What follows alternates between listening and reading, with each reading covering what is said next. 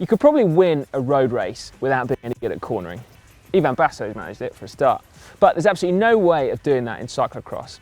And in fact, cornering is, in my opinion, one of the best bits of the sport, particularly when it's wet and slippery and you start sliding around. It's a pretty alien concept to most road riders though. I mean, because let's face it, I mean, the road surface generally are very predictable. But if you start to slide on the road, you've got far less chance of holding it up than you have on dirt. So I guess next up is my crash course in cyclocross is for me to learn how to corner and how to train the hell out of it, really. Absolutely. Practicing cornering, as you said, is the most important thing.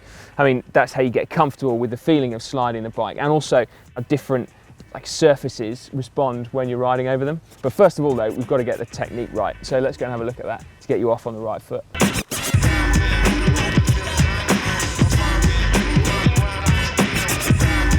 So first up, Si, line choice. I mean, I know from the road where to put myself in relation to the fastest line, but cyclocross is completely different, isn't it?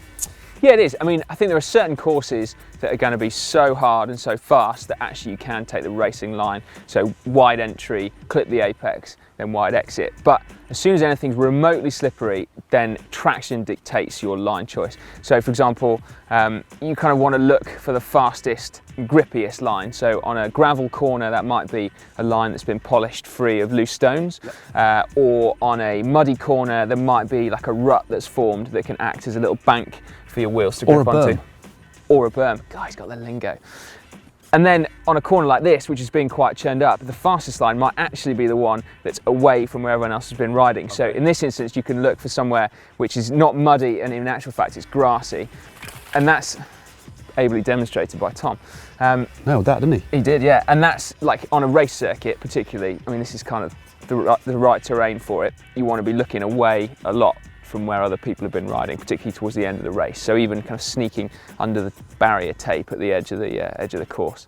So basically, traction dictates line choice. Indeed it does.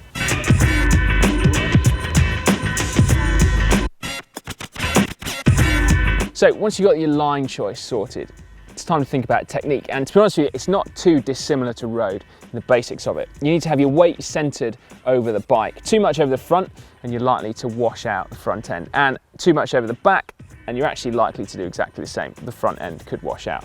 So if your bike's set up correctly, which it should be now, we've obviously covered that in video 1 in our series, you want to be holding onto the hoods very roughly and in a sat upright position, and that's a really good way of getting around corners as fast as possible.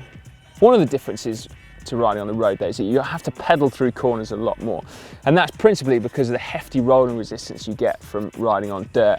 But to be honest with you, that's actually quite a good thing. One of the peculiarities of physics that I really don't understand is that you actually get more traction in your front wheel when you're pedaling through corners. So you'll get more grip up there, but conversely you'll get less grip on your back wheel. So when you are pedaling through corners, just soft pedal to keep the bike ticking over, and then only accelerate when you're past the apex and you know that you're on the way out.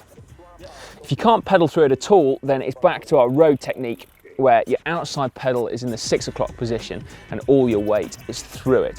What you will see in cyclocross, and you don't see on the road, or at least you hope not to see it on the road, is people unclipping and their inside foot is just trailing. And that's as much to get the weight correctly over your outside pedal as it is also a safety mechanism. So if the bike does start to slide, your foot's there so you can catch it when it does.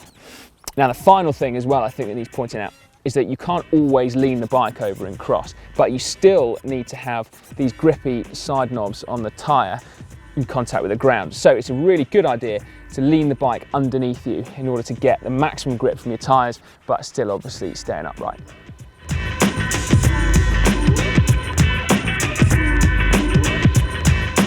When your bike starts to slide, and it is cyclocross, so it's going to, the key is not to panic. If your front wheel steps out, you should be able to save this with a dab of your foot and straightening up your handlebars. When your rear wheel slides out, this is usually caused by trying to accelerate too early on in the corner. Again, a bit of counter steer and some straightening up and you should be fine. It's actually feasible to counter steer and pedal through whole corners, which is about the coolest thing that you can do in cross. There's nothing quite like the feeling of sliding through a corner, pedaling and making it through. Braking in a corner should be avoided at all costs, as this means that you'll lose traction, so try to do all of your braking before you hit the corner. A really good way to approach corners in cross is to freewheel before the corner to scrub off a bit of speed, and then pedal from when you're around halfway out the corner to power out of it. Bear in mind though that if you accelerate too hard too early, this is when your back wheel steps out. So accelerate softly at first.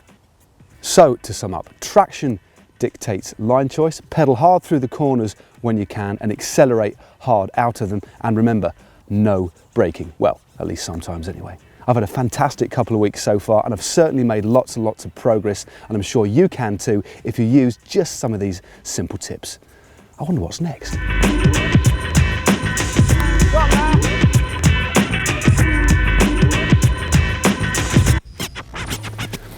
For more GCN cyclocross videos, click on me.